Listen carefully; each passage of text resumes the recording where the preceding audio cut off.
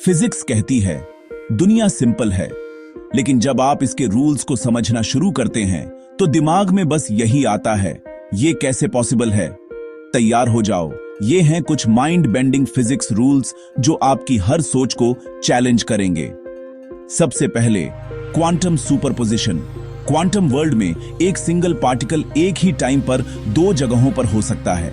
सोचो, एक इलेक्ट्रॉन, वो यहां भी है और वहां भी, दोनों एक साथ। ऐसा लगता है जैसे लॉजिक ने अपना बोरिया बिस्तर पैक किया और चल दिया। अब आइंस्टीन की iconic equation E = mc², matter और एनर्जी, पता चला वे बिल्कुल भी अलग नहीं हैं। मास का एक छोटा सा कण एनर्जी के पहाड़ पैदा कर सकता है। यही है न्यूक्लियर एनर्जी के पीछे का मैजिक और डेंजर। अनसर्टेनिटी प्रिंसिपल के बारे में सुना है? यह कहता है आप कितने भी क्लेवर क्यों ना हो, आप एक पार्टिकल की पोजीशन और स्पीड दोनों को परफेक्ट प्रिसिजन के साथ नहीं जान सकते। आप एक के बारे में जितना ज्यादा जानेंगे, दूसरा उतना ही फजी होता जाएगा। यह रियलिटी का सीक्रेट रखने का तरीका है। चलो टाइम की बात करते हैं। आइंस्टीन की थ्योरी ऑफ रिलेटिविटी इसे उल्टा कर देती है। टाइम फिक्स नहीं है, यह बेंड होता है। बहुत तेजी से मूव करो और आपके लिए टाइम स्लो हो जाएगा। जो एस्ट्रोनॉट्स स्पेस में जाते हैं वे अर्थ पर रहने वालों से थोड़े से छोटे होकर लौटते हैं। Quantum entanglement. दो पार्टिकल्स इतने क्लोजली लिंक्ड हो जाते हैं कि एक में चेंज होने से दूसरा तुरंत बदल जाता है, भले ही वे लाइट ईयर्स दूर हों।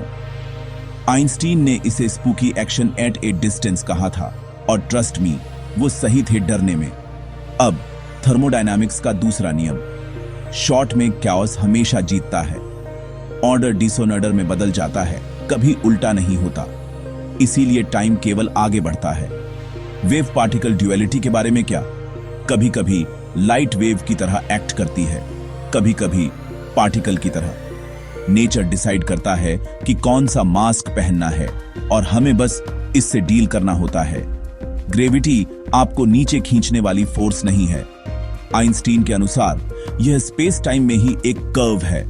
आप बस यूनिवर्स के बेंड्स और ट्विस्ट्स को फॉलो कर रहे हैं। खाली जगह भी सच में खाली नहीं है।